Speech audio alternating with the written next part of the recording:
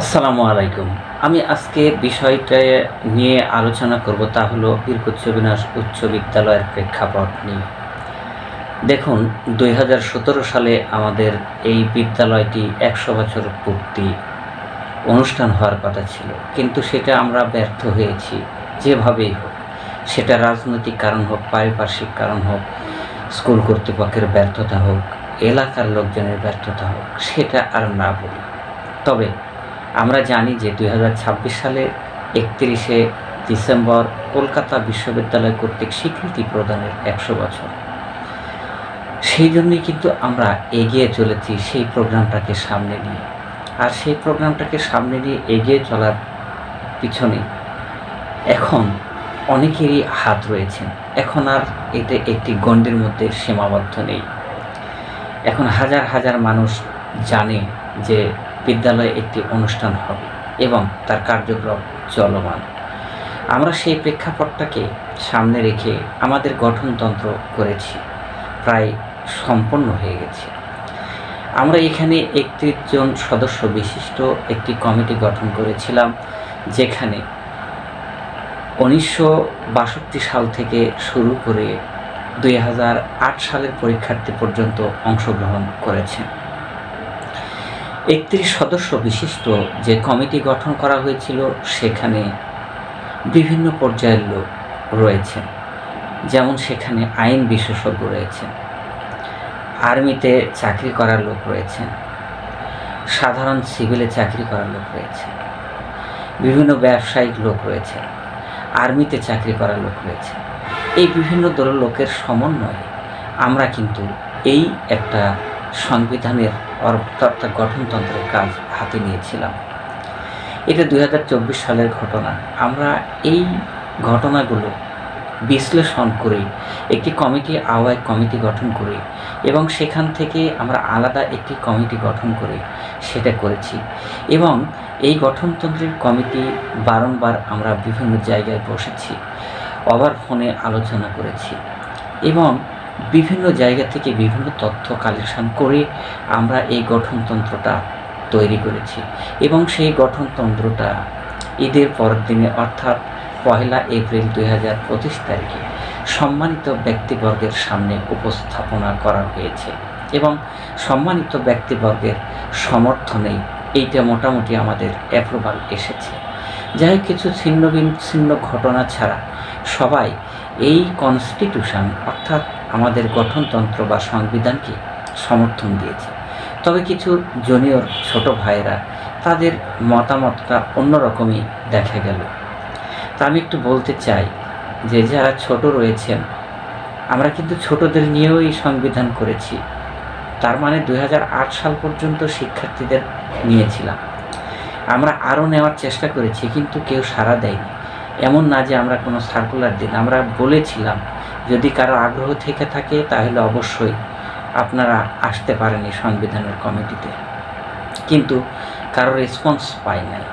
এখন আমরা যদি বলে থাকি যে না, এই গঠনতন্ত্র আমরা মানি না, এই গঠনতন্ত্র আমাদের এখানে এই নেই, ওখানে পরিপূর্ণতা, ছোটদের অংশগ্রহণ নেই, তো যারা এই ধরনের প্রশ্ন তোলেন তাদের প্রতি আমার বিশেষ অনুরোধ, ধীরে ধীরে আপনারা এগিয়ে চলুন। যারা বয়োজ্যেষ্ঠ ব্যক্তি তারা কিন্তু অনেক অভিজ্ঞতা নিয়ে সামনের পথে এগিয়ে চলেছেন এবং চালিয়ে যাচ্ছে। তাদের সম্মান রয়েছে, তাদের সম্মানার্থে জায়গা করে দেওয়া হয়েছে, তাদের সমর্থনে এই কাজ করা হয়েছে। আর ছোটরা যদি ভাবেন যে আমরা এগুলো মানি না, এগুলো মানা যায় না, বা আমাদেরকে এখনও সভাপতি, সহসভাপতি অথবা জেনারেল সেক্রেটারি অথবা ডেপুটি সেক্রেটারির পদ দিতে হবে, এরকম নয়। শুধু 3টা পোস্টের জন্য আমরা নির্ধারিত বয়সসীমা এবং সেখানে আমরা এসএসসি পাসের সীমা উল্লেখ করেছি, শিক্ষা যোগ্যতা উল্লেখ করেছি। তো সেই ক্ষেত্রে আমরা কিছু বিধিবিধান মেনটেন করেই করেছি। এগুলো শুধু আমাদের নয়, বিভিন্ন জায়গাতে এমনটা করা হয়েছে, সেগুলো আমরা কপি করেছি। তো যাই হোক, আমরা নিজের থেকে করিনি, আমরা অন্যান্যদের এক্সাম্পল থেকেই করেছি। তো ছোট ভাইরা হয়তো মনে করতে পারেন আপনারা যে আমাদেরকে ছাড়া সংবিধান করা হলো, আমাদের অধিকার ক্ষুণ্ণ করা হলো। আসলে এমনটা নয়। আপনারাও একদিন ধীরে ধীরে বিভিন্ন পর্যায় থেকে বড় হয়ে আমাদের জায়গাটুকু দখল করবেন। তো আমরা আশা রাখি আপনারা এই গঠনতন্ত্রকে অবশ্যই কার্যকরী রূপদানে সহযোগিতা করবেন। আপনাদের সহযোগিতা একান্তভাবে কামনা করি। আমরা সেখানে প্রায় 21টি পদের বিজ্ঞপ্তি দিয়েছি। 21টি পদের মধ্যে মাত্র 3টি পদের এমন ঘটনা, তো আরও তো বাকি রয়েছে 19টি পদ, 18টি পদ। তো এই 18টি পদের মধ্যে আপনারা প্রতিযোগিতায় করে অংশগ্রহণ করুন, তারপরে সেখান থেকে অভিজ্ঞতা অর্জন করুন এবং সেই অভিজ্ঞতা থেকে আস্তে আস্তে আপনারাও প্রেসিডেন্ট হবেন, সেক্রেটারি হবেন, এমনই তো আশা করি আমরা তো আজীবন আপনাদের পদ ধরে রাখবো না। আর এটা হলো কি ওই লিঙ্গে যেখানে নাই কোনো বেতন, নাই কিছু, শুধু ইচ্ছার উপর ভিত্তি করে আসতে হবে। এখানে শ্রম দিতে হবে। আপনারা শ্রম দেন, আপনারা কাজ করুন, আমাদের সঙ্গে থাকুন, একটু শ্রম দিয়ে নিজেদের পরিচয়টা তুলে ধরুন। দেখুন, আজীবন মানুষ তো কাজ করেই যাবে, তার সংসার আছে, তার অনেক কিছু রয়েছে।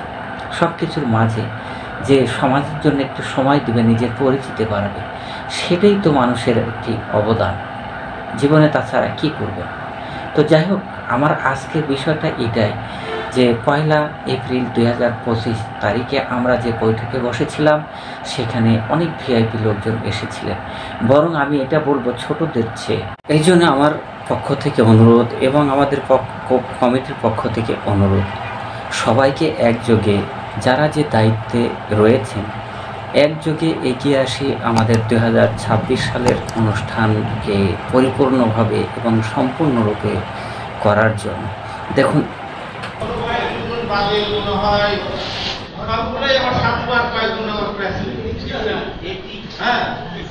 আমি সকলের উদ্দেশ্যে বলতে চাই, এই যে স্বাস্থ্যের সমস্যা তৈরি হলো, আমরা তো চলে গেছি ঢুকা তারা উপকৃত হচ্ছে, তাদের কাছে আমার জোর আবেদন এই সনদ যেন অক্ষত থাকে।